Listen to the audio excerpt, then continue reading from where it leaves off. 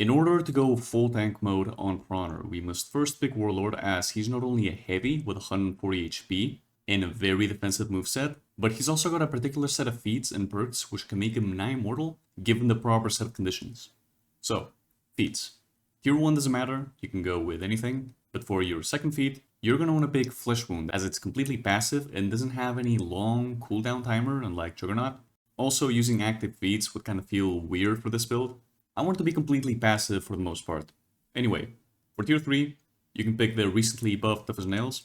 And for the tier 4, if you want to be efficient, you can go with Regenerate, as it's technically the better option, especially in Breach.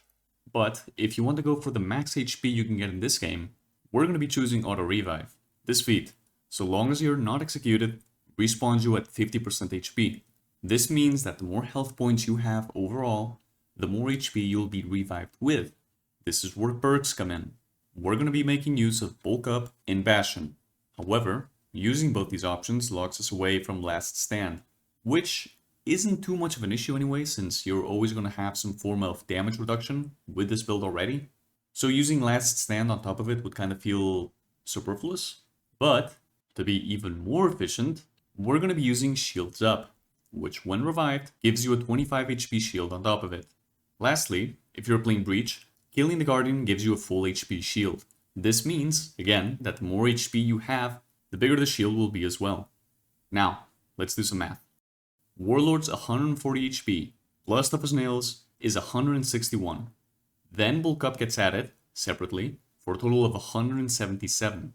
Looking at this footage, you can see that Flesh Wound is generally active half the time, and that means that half the time you're getting hit, you get a 20% discount, while the other half gets covered by Bastion's 10% defense buff. So in total, you're getting 203.55 effective HP. With Auto Revive, this puts you at 305, plus Shields Up for a total of 330. Add this to the Guardian's buff, and you get the max health you can get in this game by yourself. 533 effective HP. This constitutes more health than the Guardian himself. In this footage, I'm not even running Shields Up. I'm sorry, I just couldn't be bothered to grind the Warlord for another game. And this is due to my own foolishness, but I wasn't even sitting on a zone either. So Bastion isn't even on either. Still, the footage speaks for itself. Now go out there and run a 4 stack of 4 max HP Warlords or something.